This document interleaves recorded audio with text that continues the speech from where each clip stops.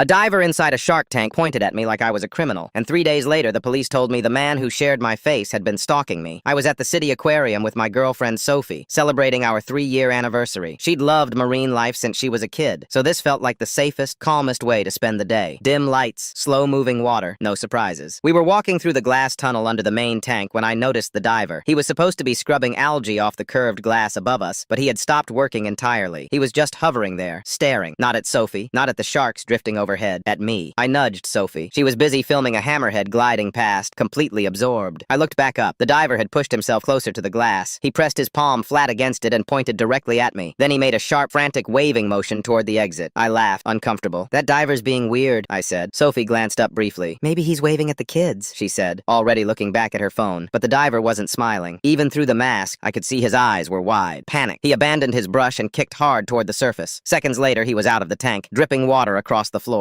urgently talking to a staff member near the entrance. They both turned and looked straight at me. My stomach tightened. "Sophie," I said quietly, "we should go." "Why? We just got here." The staff member was already walking toward us, flanked by 2 security guards. The diver followed, still in his wetsuit, pointing at me like I'd done something unforgivable. "Sir," the staff member said, polite but firm, "can you come with us, please?" Sophie's face drained of color. "What's going on?" "Just some questions," he said. "It'll only take a moment." I hadn't done anything wrong, but my heart was hammering as they led me past families and gift shop displays into a small office behind the exhibits. The diver sat across from me, water pooling on the carpet beneath his chair. A manager stood by the door. Sophie was told to wait outside. "I'm Daniel," the diver said. "I need you to stay calm." "Calm about what?" He pulled out his phone and showed me a photo. The man staring back at me looked exactly like me. Same face, same hairline, same crooked eyebrow, but it wasn't me. "Do you know this man?" Daniel asked. "No," I said immediately. "Who is that?" "That's Brian Hale," he said. "He's been banned from this aquarium for 6 months." "I'm not him," I said. "My name is David Hayes. Can you prove that?" I handed over my license. They studied it carefully, whispering to each other. My hands were shaking. "Why was he banned?" I asked. Daniel hesitated. "He assaulted a staff member, followed her into an employee-only area." My blood went cold. "That wasn't me," I said. "I've never been here before today." They ran my information, took fingerprints, called the police. 40 minutes passed before they finally said I was clear. As I stood to leave, the manager stopped me. "We need to warn you. Brian has been escalating. He's been trying to get back in. If he sees you and realizes you look like him, you could become a problem." "A problem?" I asked. "You're proof he can be mistaken for someone else," she said. "That makes you a threat to whatever he's planning." I found Sophie crying on a bench outside. We left immediately. That night, I couldn't sleep. I kept thinking about the man with my face, about how the diver recognized me instantly. 3 days later, a detective called. "Brian Hale was arrested this morning," he said. "He had photos of you on his phone." My stomach dropped. "He'd been following you," the detective continued. "Watching you, learning you. He wanted to use your identity." I testified at the hearing. Sat 15 feet away from a man who could have been my reflection. He never blinked, never looked away. Now I don't go to aquariums anymore. I can't handle the idea of someone on the other side of the glass pointing at me again.